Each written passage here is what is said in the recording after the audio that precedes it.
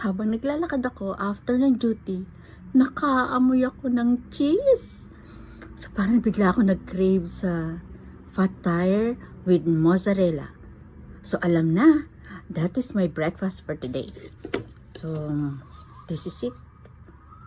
Kain po tayo. Ayan.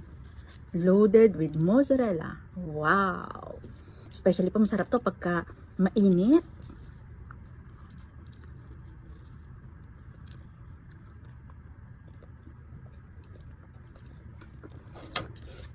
Yummy! Minsan pagka kakatapos ng duty, dapat din natin i-treat ang ating sarili with a good breakfast like this, mozzarella, and then sabayan ko siya ng tea, green tea without sugar. Ganda yan sa katawan. Meron din silang ibang mga flavor ng fat tire. Merong iba yung may mortadella. Mortadella para siyang ham. And then meron ding Kraft. Yung Kraft po nila masarap din. Kasi sobrang dami talaga nila maglagay ng Kraft. Hindi tinitipid. Kaya masarap.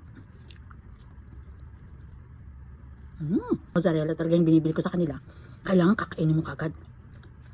Kasi pag hindi mo na siya kinain kaagad, malamig na, hindi na ganun kaano yung mozzarella niya.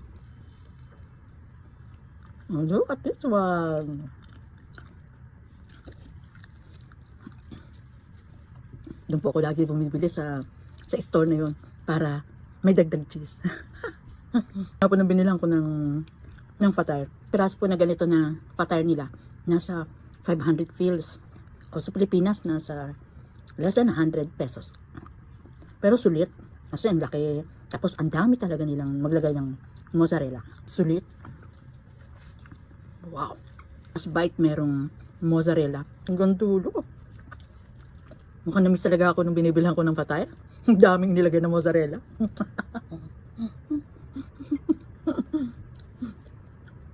Siguro sabi nila, dagdagan ko nga to para bumalik ulit. Siyempre tayo mga customer, pag hindi tayo nasa-satisfied sa binibili natin, mahanap tayo ng ibang store para kung saan tayo masasatisfy yung mga wants. No?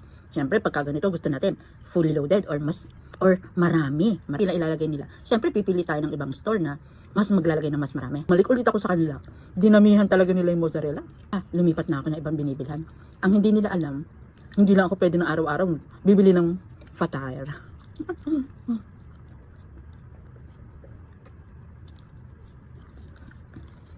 Until the last bite, talagang may mozzarella.